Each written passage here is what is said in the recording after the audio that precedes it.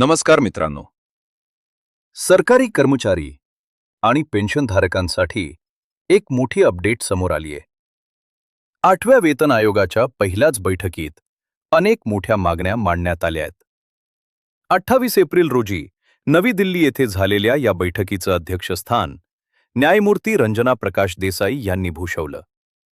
या बैठकीत कर्मचारी संघटनांनी पगार, पेन्शन आणि भत्त्यांबाबत महत्त्वाचे प्रस्ताव मांडले. चला आता पाहूया प्रमुख मागण्या काय आहेत. सर्वात आधी पगारात मोठी वाढ करण्याची मागणी. जुनी पेन्शन योजना पुन्हा लागू करावी अशी जोरदार मागणी. आणि सर्व भत्त्यांमध्ये तिप्पट वाढ करावी. आता इतर महत्त्वाचे मुद्दे पाहूया. 30 वर्षांच्या सेवेत किमान 5 पदोन्नती मिळाव्यात. पदोन्नती मिळाल्यावर अतिरिक्त वेतनवाढ देण्यात यावी.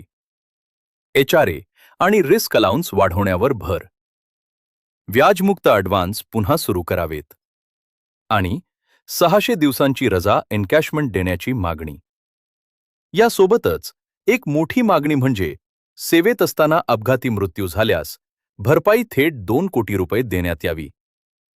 बोनसवरची मर्यादा काढून बेसिक पे आणि DAवर आधारित बोनस द्यावा. आणि सर्वात महत्त्वाचं म्हणजे NPS आणि UPS योजना बंद करून जुनी पेन्शन योजना पुन्हा लागू करण्याची मागणी. आता पेन्शनधारकांसाठी देखील महत्त्वाच्या मागण्या मांडण्यात आल्या आहेत. पेन्शनमध्ये वाढ, दर 5 वर्षांनी नियमित वाढ आणि वन रँक वन पेन्शन लागू करण्याची मागणी. दरम्यान आयोगानं 31 मेपर्यंत सूचना मागवल्या आहेत आणि देशभरात आणखी बैठका घेण्याचं आश्वासन दिलंय. म्हणजेच येत्या काळात मोठे निर्णय होण्याची शक्यता आहे. तुमचं काय मत आहे?